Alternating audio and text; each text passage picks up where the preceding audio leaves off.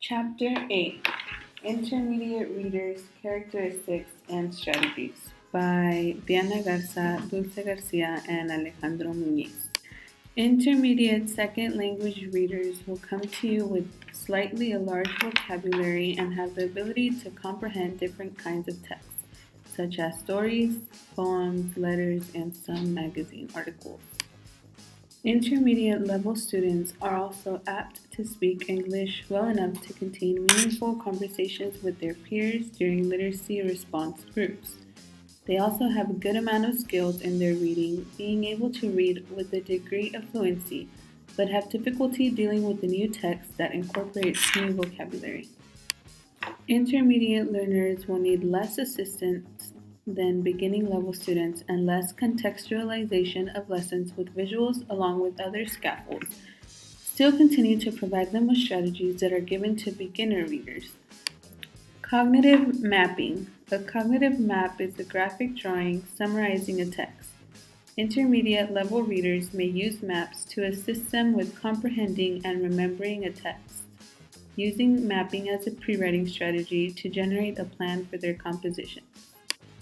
Another good way to introduce cognitive mapping is to draw a map on the chalkboard and/or whiteboard like this photo, figure 8.9, showing the characters, setting, and the plot.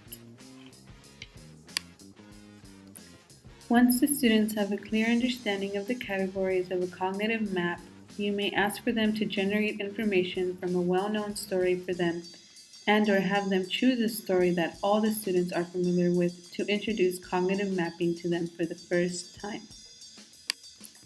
Once the students have a clear understanding of the categories of a cognitive map, you may ask for them to generate information from a well-known story for them and/or have them choose a story that all the students are familiar with to introduce cognitive mapping to them for the first time.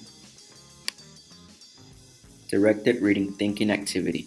This is simply all about reading storybooks to students and asking them what they think will happen next. Of course, this only interferes and only with the option that as the teacher reads, it's what the students will acknowledge, try to stop, and guess what happens next. The students become engaged and make plausible predictions throughout participation. The teacher is responsible to provide concrete text and ask what she has read to the students.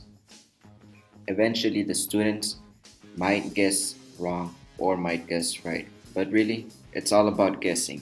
So really, to be honest, there's really no right or wrong questions towards the answers. To be more clear about directed reading thinking activity, it is really about only what you read to the class. For instance, if I was a teacher and I was reading an actual children's literature book, I would only ask my students what I've read so far. Up to a point, that would be exceptional because my goal for my students is for them to stop and think, make plausible and creative guesses. What's gonna happen next? Who, what, wanted, but, so then. All these little factors make up guessing. Then ask students to predict amongst each other, make little groups, make large groups, medium groups, because all these bright little minds make one whole connection towards each other and eventually aim the right guess. Literature response journals. The literature response journals are used for students to reflect on stories they are reading.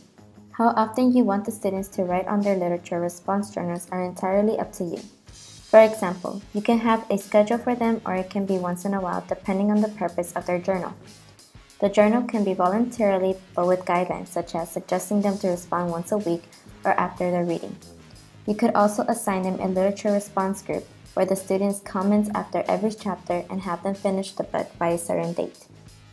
To get them started with their journals, you might present to them some sample questions for them to think about as they read. For example, what do you like about the book or characters? What was the most exciting part of the story? Why do you think the author wrote the story? What would you change about the story?